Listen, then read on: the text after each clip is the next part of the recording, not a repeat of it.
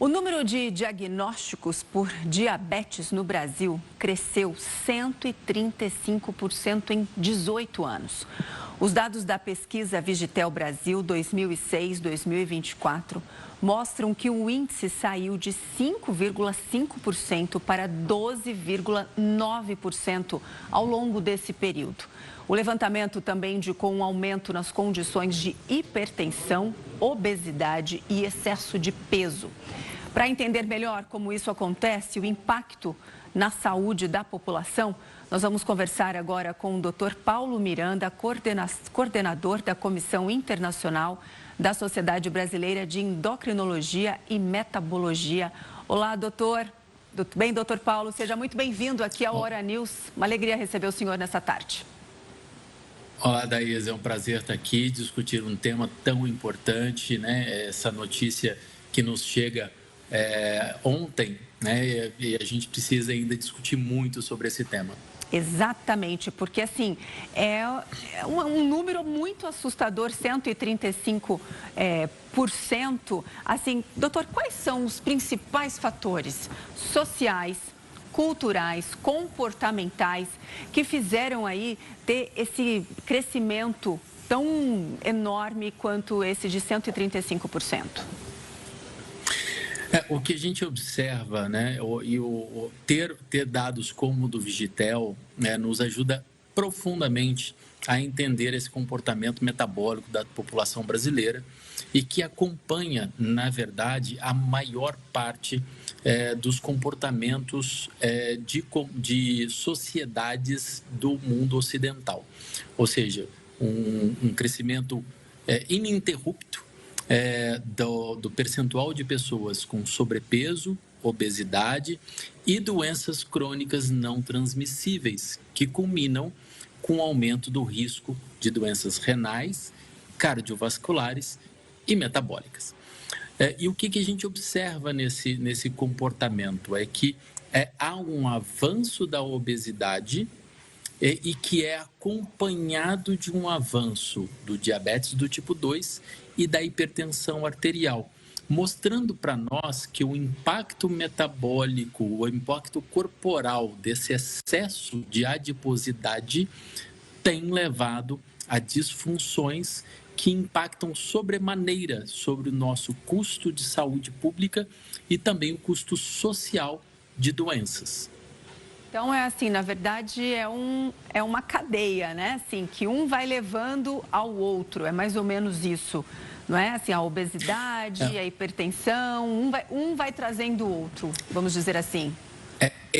Hoje nós chamamos isso de um contínuo cardiorrenal metabólico, ou seja, o excesso de adiposidade ou uma adiposidade patológica, que é o excesso de gordura com uma atividade metabólica inadequada, né, aumentam o risco de diabetes e as suas consequências, aumenta o risco de hipertensão e suas consequências, aumenta o risco de dislipidemias, que são alterações do colesterol e do triglicérides, e as suas consequências.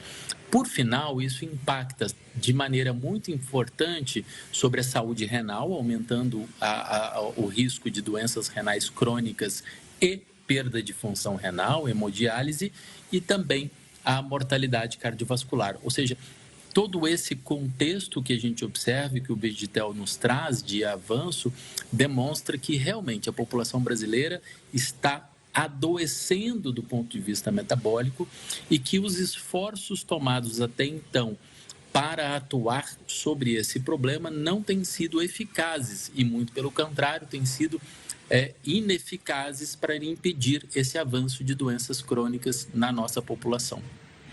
Doutor Paulo, para ficar claro para quem está acompanhando a gente em casa agora e também informar, que eu acho que essa é a nossa grande missão aqui, quais são os sintomas que o diabetes apresenta? A pessoa que está acima do peso precisa tomar cuidado, precisa fazer os exames periódicos. Quais são os principais sintomas para quem está acompanhando em casa? Sabe assim, acendeu o alerta de repente que precisa procurar um médico? A maior parte das pessoas com diabetes não apresentam sintoma nenhum do diabetes. Inclusive, nós temos dados da literatura, inclusive do Brasil, mostrando que em um levantamento de dosagem de glicose populacional, até metade das pessoas que tinham um diagnóstico naquele momento de diabetes não sabiam que tinham a doença até aquele momento. Então, a melhor maneira de se prevenir o diabetes é através de hábitos saudáveis de vida e manutenção do peso corporal saudável, mas as pessoas acima de 35 anos de idade, as pessoas que têm histórico familiar de diabetes, as pessoas que têm obesidade ou sobrepeso, mulheres com histórico de diabetes gestacional ou síndrome de ovário policístico, entre outros, têm indicação de fazer o rastreio do diabetes através da dosagem da glicose. Não é indicado que esperemos o desenvolvimento de sintomas para procurar o excesso da glicose.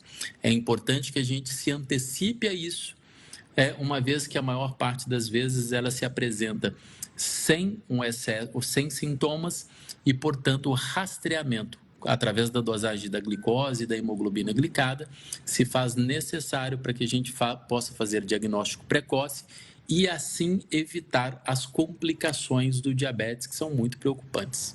Essa informação que o senhor trouxe é muito importante, né? Porque, assim, as pessoas não apresentam, então, esses sintomas do diabetes. Então, assim, pelo menos uma vez por ano fazer um check-up? É indicado o check-up a partir de 35 anos ou a partir dos fatores de risco, tá? E ele pode ser feito, dependendo dos dados encontrados, a cada 3 anos. Então, não há uma necessidade absoluta de exames anuais, a cada 3 anos ou mesmo a cada 5 anos, de acordo com o grupo de risco que você tem. Se as pessoas têm interesse de saber se elas têm esse risco aumentado, é encontrado digitalmente no site da Sociedade Brasileira de Diabetes um questionário que a pessoa respondendo rapidamente vai indicar se ela tem maior ou menor risco e ela pode levar esse questionário ao médico dela para que ela possa ser avaliada e, se necessário for, a dosagem da glicose e da hemoglobina glicada, que vai ajudar nesse diagnóstico. Então, doutor, nós temos um aumento aí estrondoso de 135% em 2 décadas.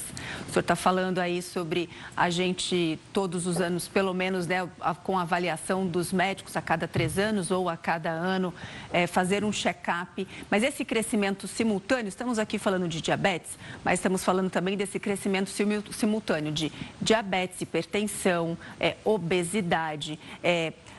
Quais são, né? Quais seriam as medidas públicas de saúde para combater esses 3 problemas, né? Que, como o senhor disse, explicou, um pode estar ligado ao outro.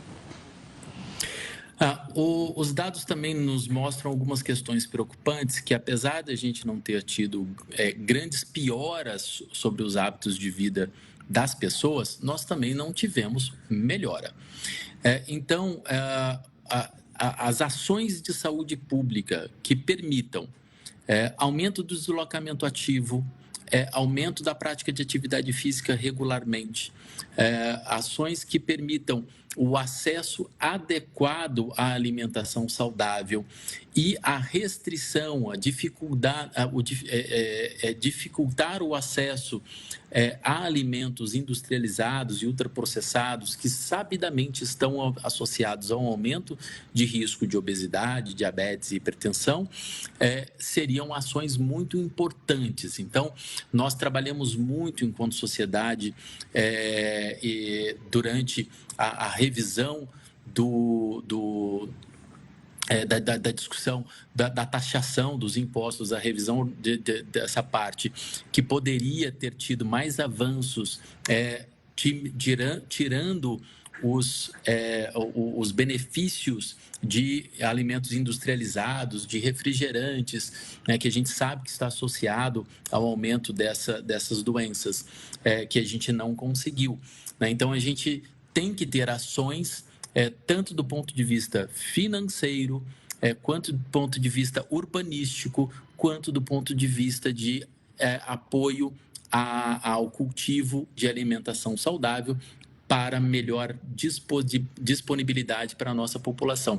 Então, são ações muito importantes, além do acesso à saúde, além da educação em saúde na escola e também o tratamento precoce dessas pessoas no âmbito da saúde pública. Por exemplo, nós não temos disponível no nosso sistema público de saúde nenhuma medicação anti-obesidade, ou seja, a pessoa que hoje tem sobrepeso ou obesidade no Brasil e depende do SUS para o seu tratamento, ele não encontra nenhuma medicação para essas duas condições. E isso é um problema que precisa ser resolvido justamente para que a gente possa impedir o avanço dessas outras doenças que também são muito importantes, estão intrincadas, estão relacionadas dentro da sua base fisiopatológica. Ótimo, doutor. Assim, o senhor falou sobre alimentação, a gente escuta muito isso, né? Para de comer doce, que pode ficar doente, pode desenvolver diabetes, mas não é só o açúcar, não é mesmo? É uma alimentação rica, como o senhor disse, embutidos, ultraprocessados, refrigerantes, açúcar também, farinha, tudo isso.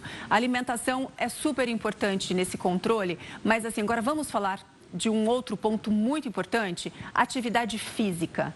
É fundamental para tentar combater a obesidade, a hipertensão e também diabetes? Exatamente. Então, desde a infância, o estímulo à prática de atividade física, a alteração do ambiente urbano para que ele seja aprazível a esta prática, para que as pessoas tenham um lugar para se exercitarem em segurança, né? E também para o estímulo ao deslocamento ativo, seja a pé ou por bicicleta. Então, todas essas ações são muito importantes e impactam profundamente na redução do risco de obesidade e doenças crônicas não transmissíveis. E realmente o Brasil falha ainda em ações que possam incrementar essas atividades dentro da sua população, desde a segurança até mesmo o ambiente público, o ambiente urbano, que muitas vezes não permite um simples caminhar na calçada. Excelente, doutor Paulo. Só para encerrar nossa entrevista, uma última pergunta. Tivemos aí, então, esse crescimento de diagnósticos, então tem bastante gente vivendo hoje, convivendo com diabetes.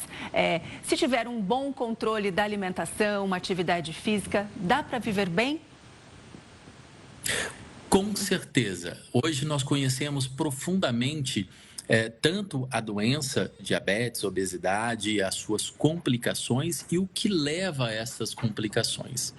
Hoje nós também temos conhecimento sobre as mudanças de hábito de vida necessárias e temos um grande arsenal terapêutico que tem um grande potencial de controle da doença e de redução do risco destas complicações. Então, a pessoa que tem o seu diagnóstico precoce, que recebe assistência à saúde adequada, ela vai conseguir reduzir o risco dessas complicações e vai ter uma vida longa e plena. Que bom, doutor Paulo. Muitíssimo obrigada por todas as informações, todos os esclarecimentos sobre diabetes aqui no Hora News. Volte sempre. Foi um prazer. Obrigada, uma ótima tarde.